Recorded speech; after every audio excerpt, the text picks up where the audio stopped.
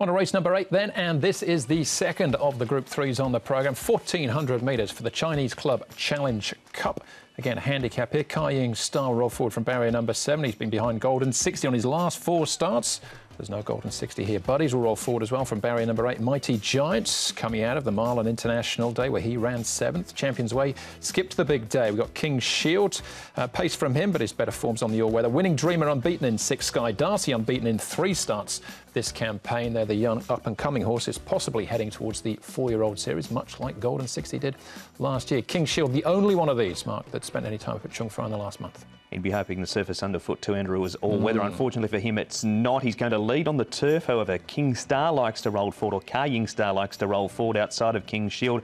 Buddies is no stranger to leading. Mighty Giant is no stranger to leading, but he has won from a trial over this distance also. Winning Dreamer, he's been handy enough on pace too. Sky Darcy with Champions Way and Fat Turtle. He'll be set up by a good tempo, Paul. Here is a Mighty Giant as well. Nice big horse that he is.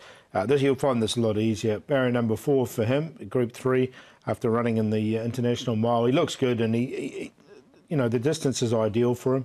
Winning Dreamer's unbeaten. How far can he go? That's the question. He's 6 from 6. He steps up to Group Company for the first time with the lightweight, so he looks quite well placed here, and his work's been good. He's just been going like this all season. And the other one, Sky Darcy, he's unbeaten this season, an improved horse. Another one that comes in with the lightweight. Joe Moreira's done the work on him and knows his horse really well. He's ridden him most of his starts. All right, OK. Well, let's start off here with Sky Darcy, unbeaten in 3 starts so far this campaign. Again, back at track work. Here's Casper with Ed. Casper Sky Darcy, and when you impressed last time out by the way that he handled the step up in class and the way that he was able to win as well too, stepping up to the mile? Yes, Ed, he was good. You know, he got sort of held up at a crucial stage, but he overcame that and did his job nicely on the line. So yeah, he's proving to be quite a progressive horse. 3 from 3 this season. Can that perfect run continue on Friday? Oh, it's going to be tough, you would think. You know, even though it's a small field, but it's a field with quite a few horses with a bit of potential in there. You know, he's got a soft gate 1, which will help him, no doubt, and a lightweight. And obviously we're dropping back from the mile to 1,400, which won't be any concern for him. He's very honest, but again, it's a race filled with a lot of good potential horses that are honest as well. So I think we're going to see something quite good come out of this race. So hopefully, if he's on top, he's going to prove that he's very, very progressive.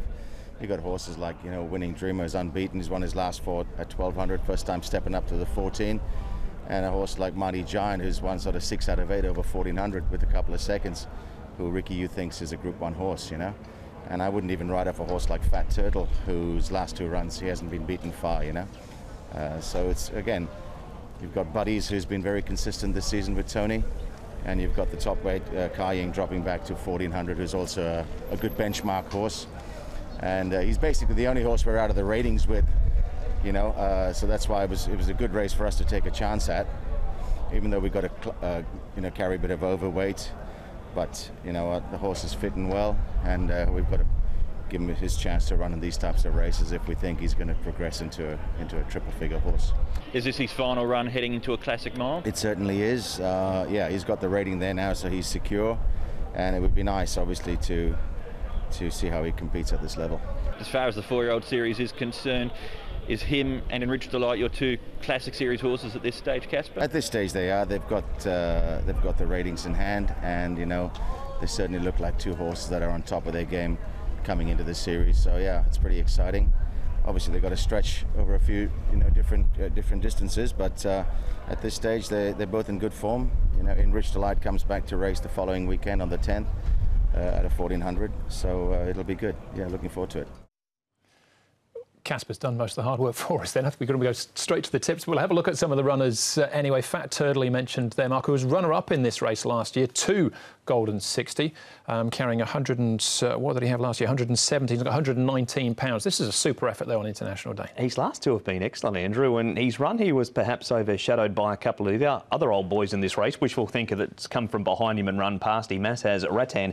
1,400 shouldn't worry. 3 goes at the distance for a couple of placings. Just hoping you might sneak under the radar here, Paul, and go off a bit of a price because the Turtle's going well. He is. He's definitely going well. And look, he's definitely over us at the moment at 20 to 1. All right, we'll see what happens with that price. Maybe the trip is the concern. Mighty Giant, certainly not a concern for him, winning 6 of 8 over course and distance. Here's him and Ka Ying Star, who also ran this race last year. Paul, he finished 5th. Yeah, and he'll be one of the pacemakers, Ka Ying Star, along with Buddy's a stablemate. Look, Mighty Giants, this is a lot easier, and as Casper said, we can. He's had 8 goes at this distance, 6 wins in 2 seconds, so a 1400 metre specialist.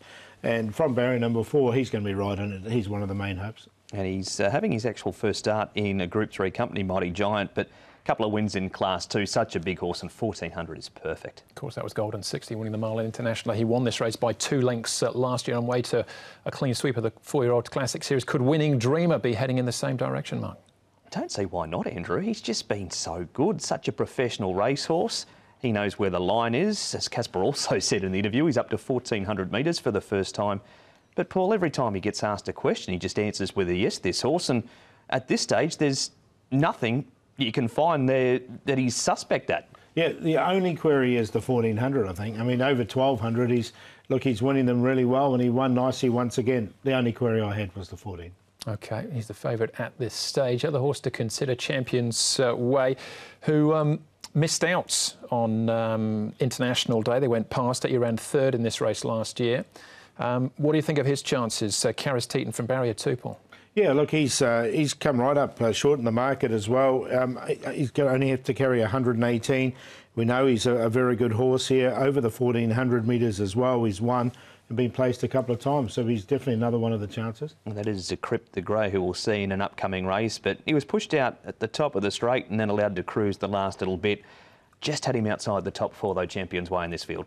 Yeah, there was plenty of early money for him. He was early favourite at one stage. He's not now, though, Paul. They're looking towards the younger horses here. Winning Dreamer, unbeaten so far. Will he remain? Yeah, I'm not so sure over the 1400 metres. It's a really good race, this, and a handicap in its truest sense. Look, Sky Darcy is slightly out of that handicap, but look, if he's going to be a serious horse going into this 4-year-old series, I think he can win this. Mighty Giant, for me, is the hardest to beat. He's a really good horse, Mighty Giant, so I wouldn't be surprised if it was the other way around. But 8 to beat 4, then Winning Dreamer, you know, you can't leave him out. Just got that little query with the 14 and Fat Turtle. 8, 4, 7 and 3. Hoping a decent each-way price holds up for Fat Turtle will make him the long shot of the day. 20 to 1 at the moment. And look, the Mighty Giant, Champions Way and Sky Darcy Winning Dreamer's price are going to mean that Fat Turtle at this stage is excellent value. He's going well. He's placed 2 from 3 at 1400. Mighty Giant loves the trip. Winning Dreamer and Sky Darcy are both up and coming and potential very, very high-grade horses. 3, 4, 7 and 8. Really looking forward to race number 8, Andrew. Yeah, can't wait for it. Winning Dreamer unbeaten, Sky Darcy unbeaten this season. I really expect those two to square off. Just edging, though, with Sky Darcy here. Should be a tremendous race, the Chinese Club Challenge Cup. Moves us on to race number 9. Of course, 11 races on the programme. It's a Class 2 over the 1200 metres.